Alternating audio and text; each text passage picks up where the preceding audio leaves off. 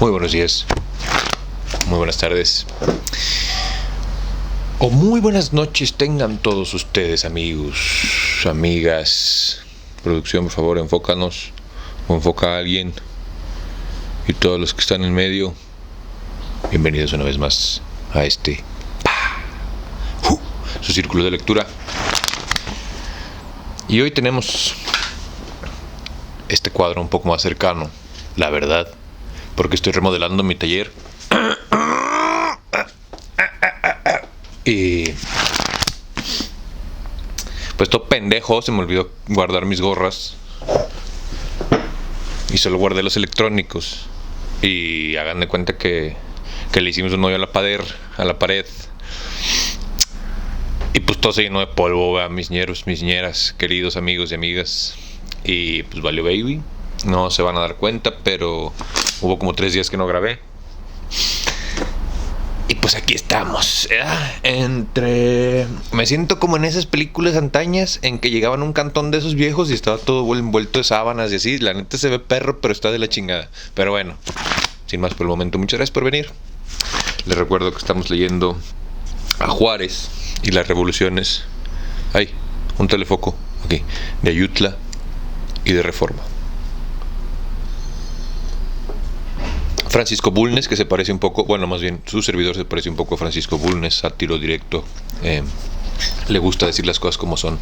Pero creo que en este cuadro nomás me voy a ver yo así, todo viendo menso para abajo, y no se va a ver el libro. Ya veremos cómo nos va. Así que sin más por el momento, ni preámbulos que no te importan. Muchísimas gracias por venir. Yo soy Barbitas. Continuemos.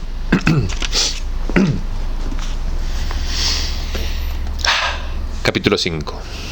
Juárez y la Reforma en México. Continuación. En 1842.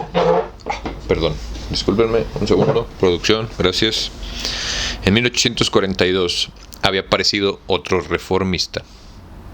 Vibrante en palabra, tempestuoso en su alma, lucrófago en su moral, y se llamaba Don Melchor Ocampo, quien a la cabeza de un grupo liberal quería que se expidiera una carta fundamental, enteramente distinta, a la altura de las ideas modernas, en armonía con la verdadera forma de gobierno representativo popular. Predicaba la libertad de cultos y la enseñanza laica, tales como más tarde, andando el tiempo y madurando las ideas progresistas, se formularon en la Constitución del 57. Ocampo era de los liberales que hablaban a los tiranos de frente a frente, y poniéndose al alcance de sus venganzas. El general Santa Anna ha sido el que más expansión dio al militarismo en México, y la clase militar estaba acostumbrada a que el pueblo solo le ofreciera respeto en cambio de terror. Ocampo detestaba el militarismo, y en 1842, cuando Santa Anna dominaba el país a la cabeza de militares, a la cabeza de millares de insolentes y voraces genízaros, Ocampo se levantó en la tribuna del Congreso para combatir la política satanista, y en sensacional discurso decía: un pueblo libre y un ejército permanente son elementos de pugna y de conflicto. El gran problema es mantener su equilibrio. Este solo puede esperarse cuando las ordenanzas sean tales que los soldados no olviden que son ciudadanos. Hay una situación violenta en la que no se distinguen ni ciudadanos ni derechos sociales. Tal es la del imperio de los tiranos. En él solo existen 2 clases: satélites armados y súbditos abyectos que lo sufren. La fiebre entormenta entonces una parte del cuerpo político, mientras que la asfixia sofoca a la otra. Así está mejor, aceptémoslo.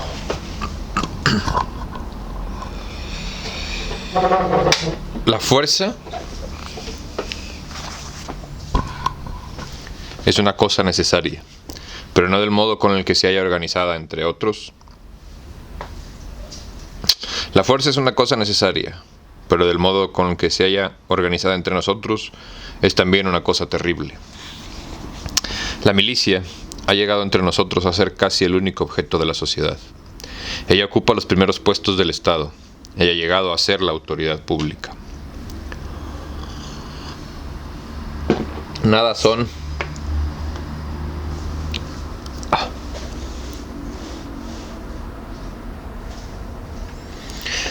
Nada son la virtud ni la ciencia, si no han tomado una patente en alguna hoja de servicio, y no hay destino de alguna categoría que se quiera encomendar, sino excepcionalmente a personas que no hayan sido, o que no se improvisen militares.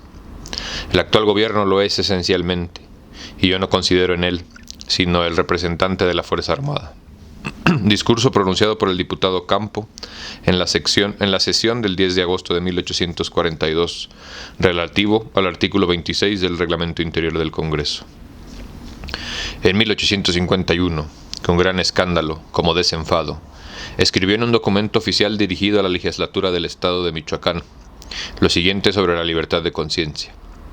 Reconocido hoy el natural derecho que cada hombre tiene para adorar a Dios, según las instituciones de su conciencia, relegados al rincón de las escuelas los paralogismos en que se había fundado la intervención del gobierno civil, en la salvación de las almas y sentido por todos, aunque confesado por pocos, como principio, el respeto a la conciencia ajena. Debería dejarse si las costumbres pudieran caminar tan rápidamente como la ciencia, que el venerable clero se sostuviera con las obligaciones voluntarias, que el venerable clero se sostuviera con las oblaciones voluntarias de los fieles. Melchor Ocampo, polémicas religiosas. Juárez gobernó el estado de Oaxaca con J de 1847 a 1852, enteramente a satisfacción del venerable clero oaxaqueño y conforme a los más cordiales preceptos de unión entre la Iglesia y el Estado. Don Melchor Ocampo no hizo lo mismo en Michoacán. Su gobierno aterró a la Iglesia, con sus tendencias energéticamente reformistas. Don Lucas Alamán escribía el 23 de marzo de 1853 al general don Antonio López de Santa Anna, llamado por la revolución triunfante contra el general Arista para regir nuevamente el país. La revolución, quien la impulsó, dice Alamán, en verdad fue el gobernador de Michoacán, don Melchor Ocampo, con los principios impíos que derramó en materias de fe, con las reformas que intentó en los aranceles parroquiales y con las medidas alarmantes que anunció contra los dueños de terrenos, con lo que sublevó al clero y propietarios de aquel estado. Y una vez comenzado el movimiento por Bahamonde, siguió lo de Jalisco, preparado por Suárez Navarro, pero que no habría progresado si no se hubiesen declarado en su favor el clero y los propietarios. Desde entonces, las cosas se han ido encadenando como sucede en todas las revoluciones. Estalló por un incidente casual lo de Guadalajara, preparado de antemano por el mismo señor Haro. Pero aunque Suárez Navarro fue a aprovechar oportunamente la ocasión, no habría progresado aquello si no se hubiesen declarado por el plan, el clero y los propietarios movidos por el señor don José Palomar, quien tomó parte muy efectiva, franqueando dinero por sus relaciones, cuando haya copiado mucho disgusto, hasta terminar en el llamamiento y elección de verdad de BUD para la presidencia.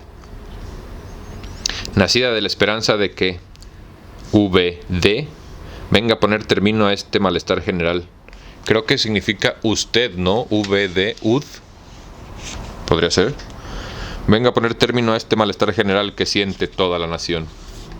Esto, y no otra historia de la revolución por la que vuelve usted a ser el suelo de su patria. Al mismo tiempo que Ocampo aparecía en la lucha por la reforma, un apóstol que debía sobrepasar a todos por sus grandes virtudes, su inteligencia y los incalculables servicios que prestó a la causa reformista, don Santos Degollado, se anunció en la lid sosteniendo una audaz polémica con el obispo de Michoacán, que resueltamente condenaba el pago de diezmos a la iglesia. Me cae bien gordas la iglesia y todo lo que tiene que ver, güey. Y al que le moleste que le cambie de canal. Ramírez, don Ignacio, fue un precursor de la reforma, un luchador constante, audaz y valeroso. Fue un enemigo implacable de toda la tiranía. Fue el sublime destructor del pasado y el obrero de la revolución, como decía Justo Sierra, en la admirable poesía que pronunció en los funerales del eminente republicano. Teniendo que combatir contra poderosos y enconados enemigos desde su juventud, tanto en la prensa como en el terreno revolucionario, sufriendo numerosas persecuciones, muchas veces preso, otras al pie del cadalso, casi siempre proscrito, pero jamás desalentado ni vencido, patriota sin mancha, liberal desinteresado, gobernante, probo y rectísimo. Ramírez, en esta larga serie de luchas y de conflictos que se sucedieron en su existencia azarosa, sin interrupción, necesitó atacar instituciones invertebradas, sistemas reputados inviolables, teorías que eran credos religiosos, hirió infinitas vanidades y aún tuvo que desafiar, como Ajax, hasta potestades que se creen divinas y cuyo rencor se acrecienta en la derrota. Ignacio Manuel Altamirano, biografía de Ignacio Ramírez. El señor licenciado Justo Sierra, actual secretario de Instrucción Pública, dio a Ramírez suprema importancia cuando de él se expresaba así. Era el viejo edificio una montaña que pesaba en los hombros y en los brazos de un pueblo arrodillado, y este atleta, Ramírez, hizo volar la mole hecha pedazos. Si su arma, palabra centellante, u olímpico sarcasmo de poeta, pulverizó la roca de granito, y el pueblo que a su voz se emancipaba, por primera vez, acaso, respiraba, en el aire y la luz del infinito. Sublime destructor, esa es tu obra. Es la revolución.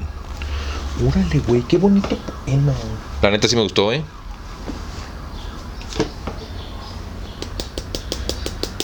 Se me cayó el café y tengo un cagadero en la mesa. Ya, perdón.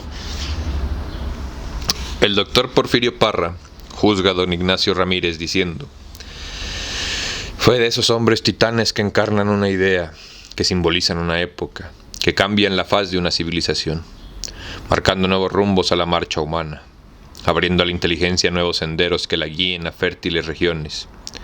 Fue de esos colosos que asumen la tarea hercúlea de herir de muerte a una época carcomida, de anunciar otra mejor y acelerar su advenimiento, que empuñan con una mano la segur que aniquila y traen en la otra la simiente que vivifica. Qué dotes tan asombrosos no es preciso poseer para desempeñar tal papel en el majestuoso drama de la evolución social. Qué audacia se necesita para derrocar un pasado que se obstina en persistir. Qué valor para desafiar las iras de sus parciales. Qué fe para vencer la apatía de los indiferentes. Y cuánto mérito, qué prendas tan relevantes para anunciar como se debe el porvenir. Porfirio Parra, junio 20 de 1879, La Libertad. El señor Jámecken y Mejía afirmaban: ¿y quién es esa fornida generación a quien tanto debemos? Descuella más que Ramírez.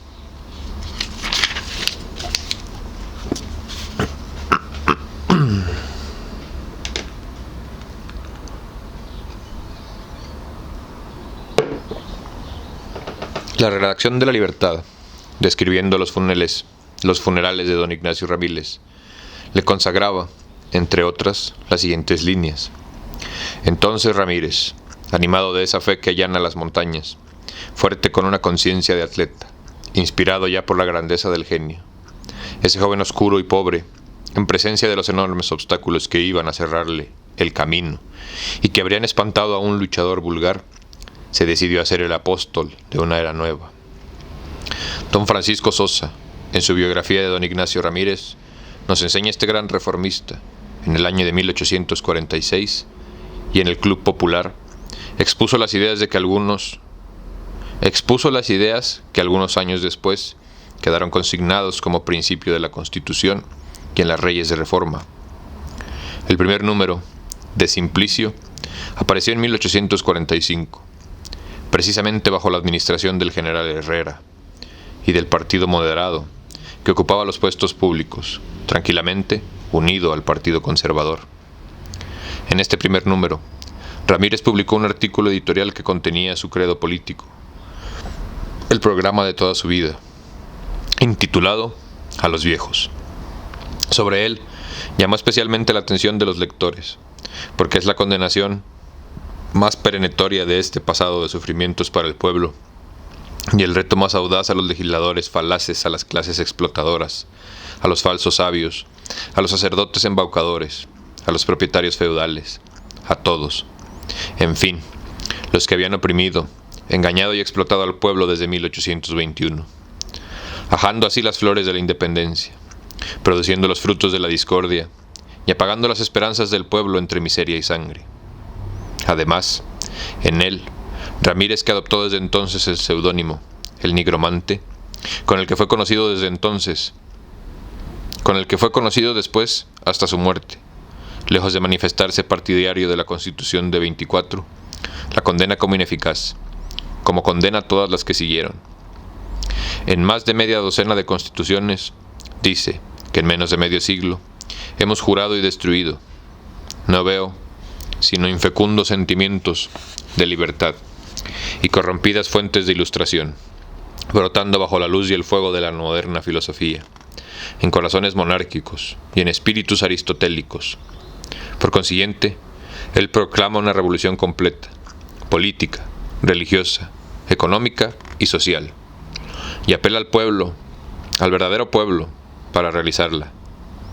Me he detenido adrede en la relación de esta parte, menos conocida de la vida de Ramírez, porque hoy que han pasado muchos años, que se han desarrollado tantos sucesos, y que la nación mexicana ha sufrido una gran transformación.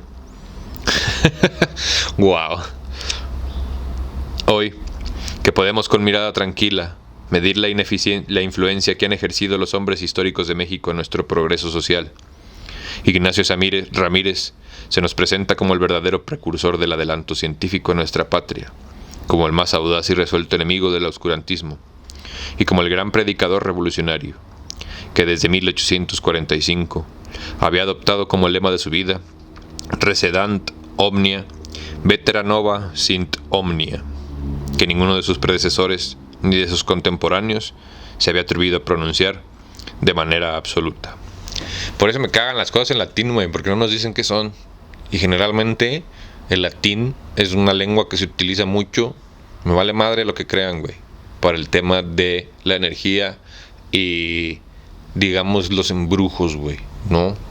Hay quien dice que todo este tema de la brujería está escrito en latín, güey, y a mí hay algunas cosas que por eso no me gusta pronunciar en latín, porque no sé qué significan, güey. Y como no sé qué significan, pues, si me entiendes, capaz que le andamos dando gloria al güey ese crucificado que adoran los pedobers, y pues no es onda, güey.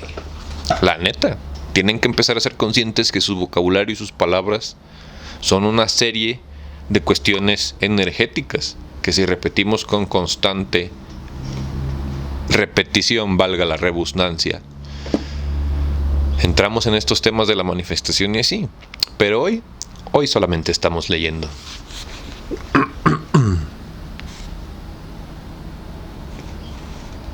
Por eso, Ignacio Ramírez es digno de alabanza y de admiración.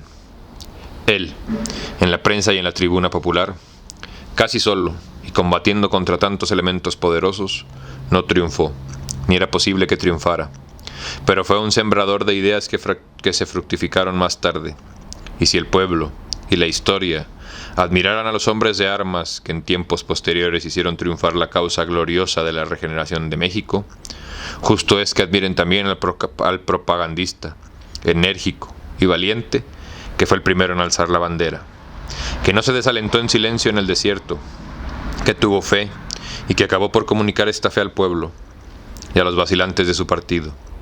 Si otros fueron los caudillos y los vencedores después, nadie podrá disputar a Ramírez el envidiable título de apóstol de la Reforma. Ignacio Altamirano. Biografía de Ignacio Ramírez. Órale.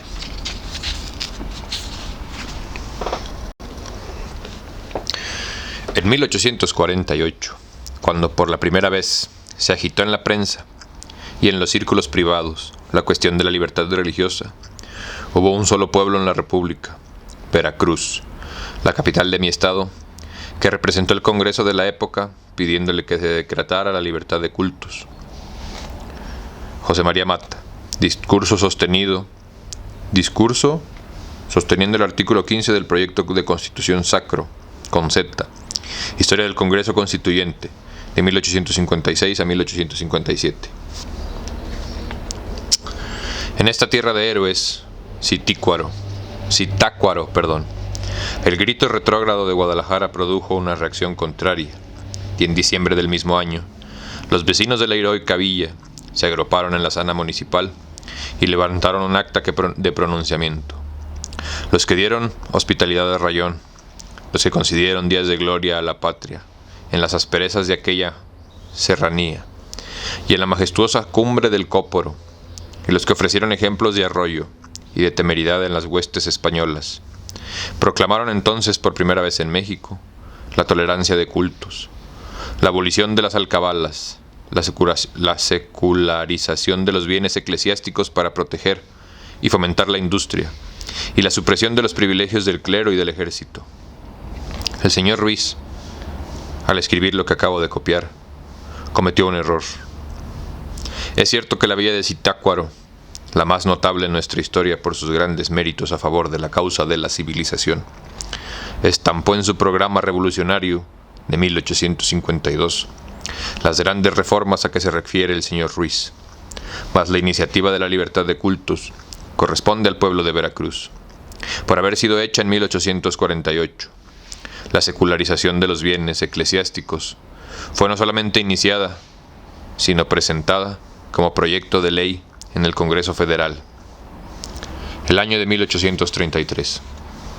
Si corresponde a Zitácuaro haber iniciado un acta revolucionaria por primera vez en México, la abolición de los fueros militar y eclesiástico. Gracias, amigos de Zitácuaro, Veracruz.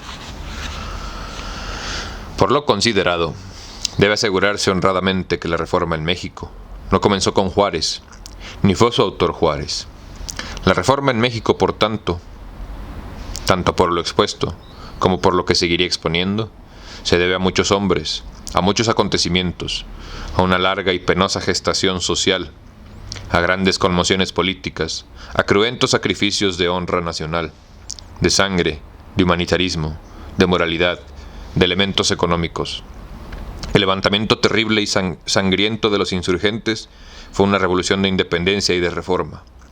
La revolución de 1833, que proclamó religión y fueros, fue un movimiento pretoriano y de contrarreforma.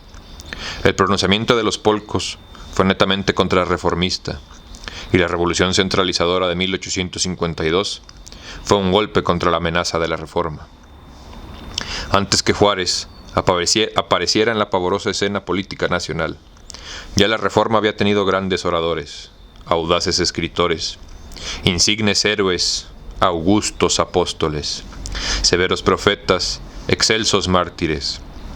Ya la persecución en todas sus formas, la guerra civil con todas sus vergüenzas, la anarquía con todas sus furias, la bancarrota con todos sus espectros, se habían arrojado sobre la vida nacional, deshonrando su nombre, desprestigiando a su población, desquiciando su porvenir, desmembrando su territorio.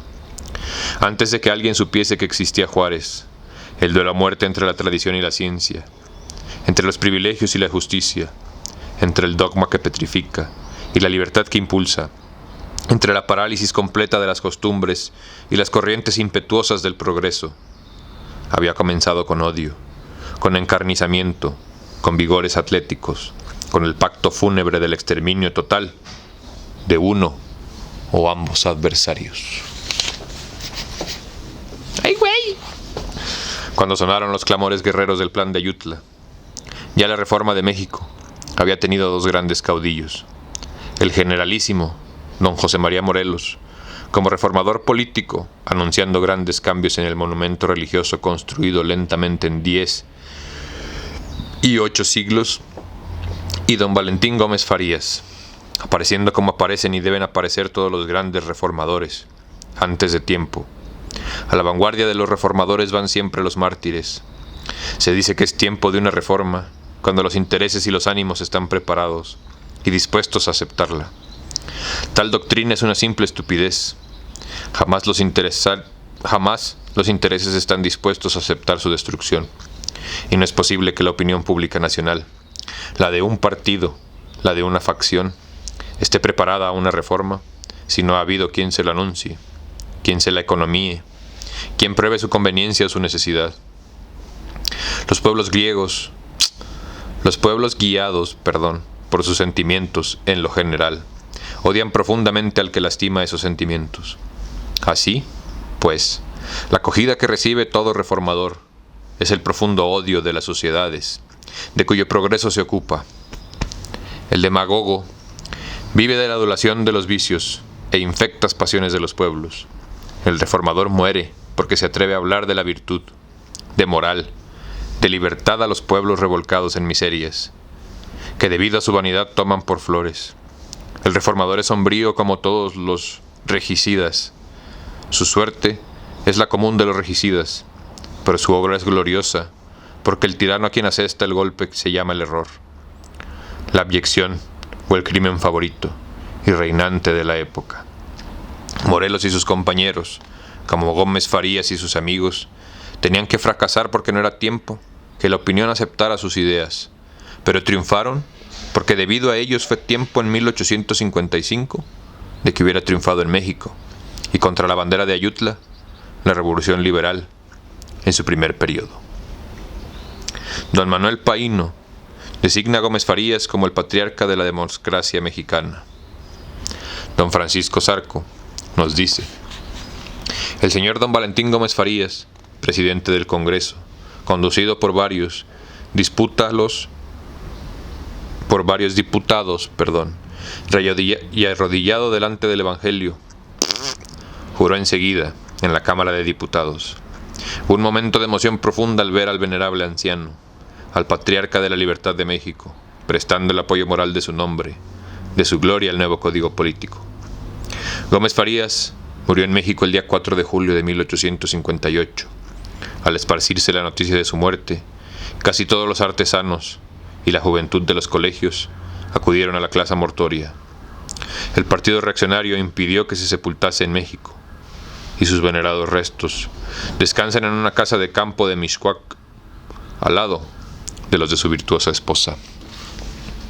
Muchas gracias, amigos, por ser disidentes, por ser reformistas y por ser parte de este proyecto de resistencia cultural, que, si ya se habían dado cuenta, es un peso, aunque sea diferente, a todo el resto de contenido basura que encontramos. Y de verdad, de corazón, les doy las gracias porque esto está siendo tan redituable como para mí, como espero lo esté siendo para ustedes.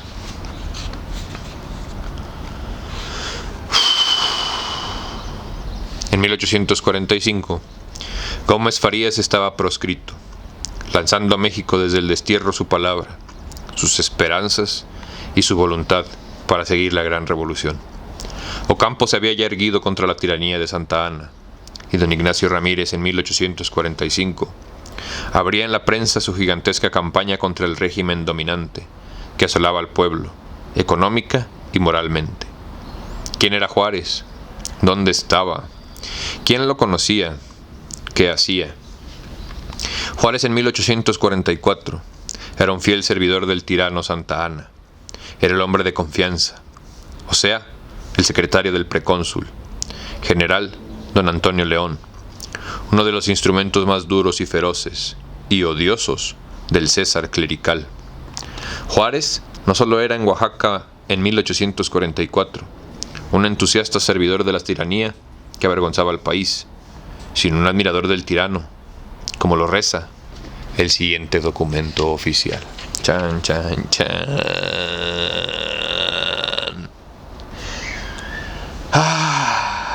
Decreto.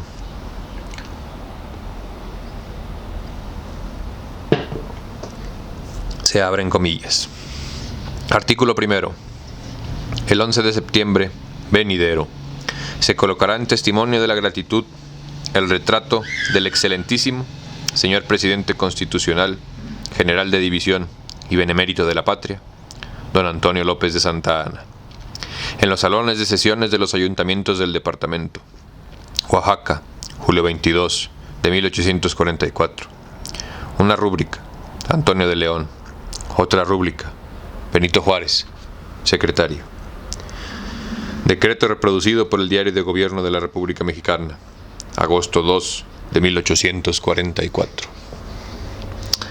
Juárez, ¡au!, hasta 1852, aparece clerical en vez de rebelde ante la fachada clásica del portentoso poder de la Iglesia. Juárez alcanzó la edad de 46 años, sin ser más que un buen hombre, un afable burócrata con inclinaciones a patriarca, una cariñosa oveja, muy apegada a su lana, del rebaño del buen pastor, católico, añejo de chupa celtibera, en cuerpo de indio. Juárez, habiendo nacido indio, educado por santo varón, instruido en seminario pontificio, rosellado como fanático por un instituto con la conciencia de las universidades españolas de Oviedo y Salamanca, no podía ser un avanzado sobre su época, un progresista, un reformador de pura sangre.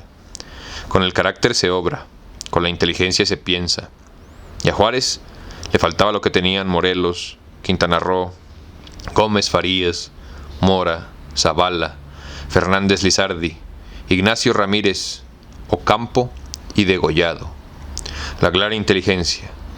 La de Juárez era mediana y su instrucción insignificante. En consecuencia, en vez de adelantarse a su época, debía ser uno de sus más caracterizados moluscos. Juárez solo podía avanzar como los grandes pedernales asentados en los lechos de los ríos, por la fuerza de las grandes avenidas. Súbdito del aluvión, no podía ser el autor de la tempestad. Los intelectuales mexicanos, modestos o eminentes cualquiera que sea su sexo, su posición, sus ideas políticas, no podemos aceptar la emulsión de pamemas con que se nos agobia, para hacernos creer que Juárez, en nuestra patria, fue el autor, el iniciador, el primer apóstol, el héroe, el mártir, el redentor del pasado, el Mesías mexicano, el pensador de la Reforma, y que a él debemos toda nuestra civilización. Más adelante se verá cómo cuando la Reforma en México tenía una gloriosa, aunque luctífera historia, Juárez era el báculo de bronce con que contaba la Iglesia en Oaxaca para marchar segura y eternamente con el precioso fardo de sus arcaicos privilegios. Órale, cabrón.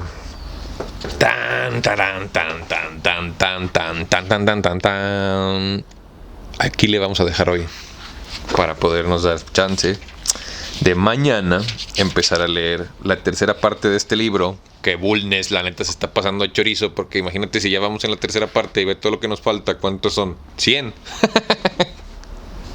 Pero bueno, me parece muy interesante cómo siempre hay otra versión de la historia, ¿sabes cómo? No le vayan a decir al cabecita de algodón que dice Bulnes que Juárez no era el apóstol de la democracia, como dice él, güey. Porque se vaya a emputar. Vamos a ver, al final, eso es lo interesante de estas cosas, güey. Y en particular de estos libros, o sea, ve el color, carnal, ¿no? Velo, ya está viejito mi compa, güey, la neta. O sea, ve el color de sus páginas, ve el tipo de letra. Bueno, déjenme le pongo el separador para que podamos analizar un poquito más el libro, para que vean de lo que estoy hablando, güey. Ya, tuve que improvisar uno, discúlpenme. De hecho, creo que voy a hacer unos cuantos. Soy artista, para los que no sabieran, los que no sepan. Soy pintor de esos que pinta con pincel, arcaico. Soy bastante bueno, la neta. Voy a hacer unos separadores, los voy a poner aquí, ahí si quieren me dicen y nos resolvemos ahí a ver qué pedo. Total, Correos de México cuesta 20 pesos el envío, ñeros. Y es muy bueno. Pero ¿en qué estábamos? Ah, sí, les iba yo a enseñar un poquito el libro, güey. Fíjate, bueno, ya vimos este tema de que hay unas cosas que se escriben con J. Al parecer todavía como que este tema de la X no va. Sí les puedo decir, por lo que más o menos tengo entendido, me acuerdo más o menos, güey, el tema de la X en nuestros libros fue como un tema de orgullo que movió, no me acuerdo quién, güey, porque la J es como la españolización de nuestro dialecto, ¿no? O sea, México se escribía con X antes de que llegaran esos culeros a invadirnos. Ya existía la palabra mexica, ¿no? Pero mira, es lo que les digo, vean el tipo de letra, vean el acomodo, el orden, el color, ¿no? De las cosas. ¡Woo! Y pues es un libro viejo, güey. Y eso es lo que me parece interesante, porque sí creo, sí estoy totalmente consciente, díganme conspiranoico, me vale madre, que se le han hecho varias modificaciones a las cosas, güey, a nuestra historia, güey. Lo acabamos de ver, fíjense. Tenemos ahorita como una semana de diferencia entre lo que estoy diciendo y lo que ustedes van a ver. Acaban de subir hoy, ayer, 15 de agosto del 2023, acaban de modificar los mapas de la Antártida, güey. Así de huevos. En Google Maps, en Internet, yo he checado varios mapas, chequé Maps, chequé uno que me salió en el buscador que utilizo que se llama DuckDuckGo, y me voy a meter a Tor, que es la Dark Web, a ver qué pasa, güey, a buscar el mapa, pero lo acaban de cambiar, güey, y acaban de modificar el continente de la Antártida, hacerlo algo mucho más bastardo, güey. Entonces, eso es a mí lo que me molesta, me espanta un poco del internet, que la modificación de la información es bastante fácil, güey, ¿no? De hecho, les puedo platicar que yo toqué en el recodo como por 15, 20 minutos de mi vida, güey, ¿no? Según Wikipedia. También participamos en varias revoluciones y así. Entonces, pues, muchas gracias por venir a este ejercicio de resistencia cultural. La verdad me parece muy interesante este libro y no me sorprende por qué Bulnes no sea tan popular, güey. Ahora lo entiendo. Pues la neta, muchas gracias por venir, amigos, amigas y todos los que están en medio. Ya somos 420. Sácala, enróllala, fúmala. Ya somos 420 marihuanos y marihuanas. No, ya somos 420 suscriptores en este proyecto de resistencia cultural. La verdad, muchas gracias. Me gustaría poder llegar a los 500. Me gustaría poder llegar a los 1000 para tener realmente mayor posibilidades ante YouTube, güey. No es mi interés ahorita, ni en un futuro cercano o lejano, empezar a hacer esas pendejadas de los suscriptores y así. Pero al final llegar a 1000 es un milestone que nos pide YouTube para hacer otro tipo de cosas. Entonces, pues estaría chido, güey. La neta, suscríbanse, es gratis. Si nos quieren dejar un like, gracias. Si nos quieren compartir su opinión, también muchas gracias. Si no les gustó, también pueden poner el pulgar hacia abajo, güey. Sin miedo al éxito, papaos. Dudas, comentarios, recomendaciones. Así que sin más por el momento. Sí. Y hasta abajo hay unos PDFs para que vean el libro. Si lo quieren leer, si lo quieren descargar, es gratis, güey. Háganlo. Empiecen a hacer sus propias putas bibliotecas para que en un año o en 10 años que vuelvan a leer esos perros libros, me escriban y me digan: Barbitas, tenías razón, sí los modifican, mira, yo tengo el PDF original. ¿Sabes que también modifican las películas? Pregúntale a George Lucas y Star Wars. Entonces, esto es realmente lo único que tenemos como humanidad para decir: se escribió y se imprimió esta chingadera. Queda hecho el depósito que marca la ley, 1967. Impreso en México DF, en los talleres de Editora Nacional, bla, bla, bla, bla, bla. Si lo piensas, no es tan viejo, güey. 1967. Hace 50 y 10 menos diferencia. Hace 60 años, güey. No es tan viejo, es una vida. Pero en esa vida todo cambió cuando te vi. Así que bueno, güey. La neta, muchas gracias por venir. Yo soy Barbitas y nos vemos a la próxima, babies. Bye.